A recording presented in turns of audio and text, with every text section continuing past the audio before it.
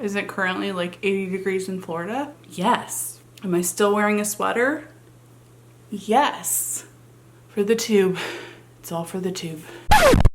Why, hello. So today I'm going to be discussing the books that I read in October, aka October wrap-up video. You guys, I mean, you know. You see the title, you know the drill. The first book that I finished in October was The New Girl by R.L. Stine, and this is the first official book in the Fear Street series. I actually was reading this during a vlog where I was reading books that scared me as a kid. So if you guys haven't checked out that video, I will link it down below. Growing up, I didn't read Goosebumps. I read Fear Street. Like I probably read a couple Goosebumps, but I just felt like I wanted to read Fear Street because it was marketed as scarier and for teenagers. And at 10 years old, I obviously wanted to be considered adult. So the majority of my reading of R.L. Stine was Fear Street. However, I never read The New Girl, and I really would love to read and reread all the R.L. Stine Fear Street books that I did when I was a kid. And I thought it would just be the best idea to go ahead and start with the first one. This story follows Corey Brooks, and he is obsessed with the new girl who has just come into town because she's very mysterious and blonde and beautiful,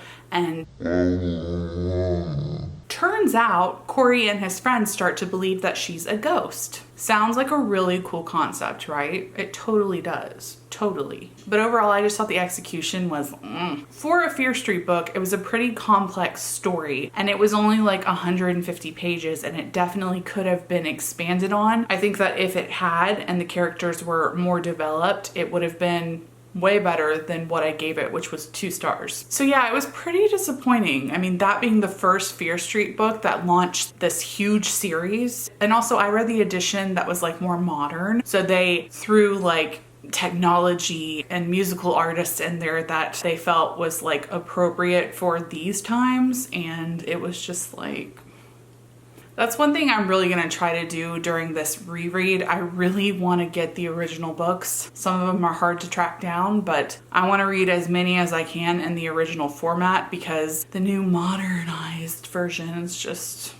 lame. The next book that I read in October is Clown in a Cornfield by Adam Caesar. This book follows a teenage girl named Quinn, and she has recently moved to a new town with her father, who is going to be the new town's doctor. Pretty soon after arriving, Quinn finds herself befriending this group of outcasts that are known for getting into trouble in their town. And one night she tags along with them to go to a party that's out in the cornfields, out near a farm. And from there is like a crazy massacre involving clowns in the cornfield. This was described to me as like a 2000s teenage slasher flick, and I would totally agree with that. It gave me all of those vibes. Also, not being a teenager anymore, I mean, I'm not the target audience for this book and I can't really speak on it, but I felt like the author did a really good job at portraying teenagers in, you know, current days. I was also really surprised by the violence in this book and the fact that it is young adult. You know, all the violence had to do with killing teenagers, and that was kind of like, I mean, I don't want to say I was happy about it because that's twisted, but I was pleasantly surprised because I didn't think a young adult book could get this graphic, and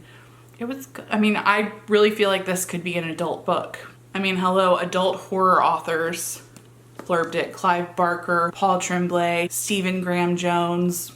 It didn't feel young adult to me. And I don't mean to say that's a bad thing. If you like young adult horror, that's great. It's just not usually my thing, but this was so good. I ended up giving Clown in a Cornfield 4.5 out of 5 stars, and I would highly recommend it. It was such a fun read. The next book that I read in October is another book that I planned to read in my Books That Scared Me as a Kid vlog, but unfortunately I didn't get around to it, so I rolled it over to my October TBR. This book is, of course, Coraline by Neil Gaiman. I've read this book many times throughout my life, and I just felt like it was time for a reread. For those of you who don't know, Coraline follows a young girl named Coraline Jones, and she has recently moved to a new apartment complex. There's another, like a boarding house. She's moved to a boarding house that has other residents, and she's bored out of her mind until one day she finds this little door that transports her to another world. This world does mirror her own, except for the fact fact that things are just so much better there. Her parents are fun. The food is amazing. There's so much to do until one day she discovers that everything is not as it seems and there are actually some sinister forces going on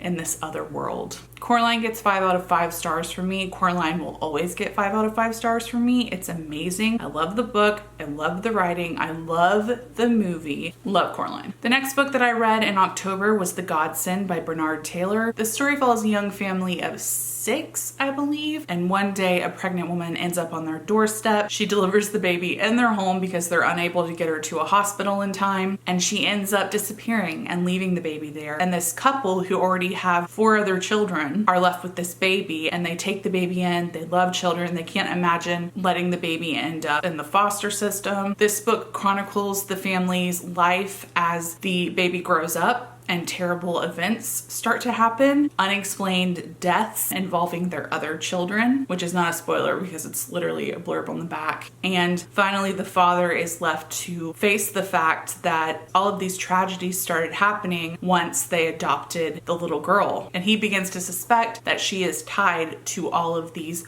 horrible things that are happening in their lives. This is like creepy kid horror trope 101. Bernard Taylor is like the definition of a British author to me. His writing is just so good and so British. I can't really describe it any other way. Really well written, and it's also incredibly suspenseful. It is marketed as a horror novel. I would say it's more of a thriller suspense, but there's definitely some creepy stuff that happens in here. And I ended up giving this book, I believe, 4.5 or 5 out of 5 stars. No, 4.5 out of 5 stars. The ending was, I don't know, honestly, if you've seen these kinds of movies with creepy kids, you can probably predict what the ending was, which is all I'm gonna say. The final book that I read in October is The Turn of the Screw by Henry James, and I read this book because I wanted to prepare for the Netflix series The Haunting of Bly Manor. So I started reading this before I watched that, and I was just I just couldn't really get into it. I couldn't get into it. I tried the audiobook. I don't know, I was having trouble getting into it. So I watched the Netflix series, and then I ended up reading this, and that gave me more motivation to get through it. The story follows a young governess who has recently accepted a position where she is going to be the governess to a young girl and boy that live off in the country. Their uncle has given her this position, and he doesn't live with them, but he's paying her, and he basically tells her that he never wants to hear from her. He wants her to go take care of his niece and nephew, and like he doesn't want any trouble. He doesn't want any problems arising. They're her problem now, basically. The writing in this book was really dense, and it's kind of, for me anyway, it's kind of what you don't want a classic to be. It's just, it was harder to get through. The writing was just so drawn out, and there wasn't a lot of interactions, which made the writing even more dense because there wasn't like conversations to break it up. I mean, there were some, but mostly it was all just very narrative, and I don't know. I didn't love it. So I ended up giving this 3 out of 5 stars. I do really respect the story. It has spawned so many other adaptations that have been inspired by the story, and The Haunting of Bly Manor was amazing, and I 100% prefer the adaptation over this. But I gotta give the classic its props because, you know, these other adaptations wouldn't have ever come to be if this one didn't exist first. So as you can see, I only read I don't think I even read half of the books that I planned to read in October, and that is because I ended up watching so many movies and shows in October that were like horror and Halloween related, and that took up a lot of my time. And I don't regret it because I had so much fun with that. However, I still want to read all the books that I didn't get to. So I will hopefully finish the rest of those titles before the end of 2020. In the comments below, I would love for you guys to let me know if you have read any of these books, and if you did, what you thought of them. Do you agree with me? Do you disagree with me? Either way, you know, I just want to know. Let's get chatting in the comments. Tell me everything you read in October because I can always add more to my TBR. It's literally my favorite thing to do. All right guys, so that's all for this video. I hope that you enjoyed it, and I will see you in my next one.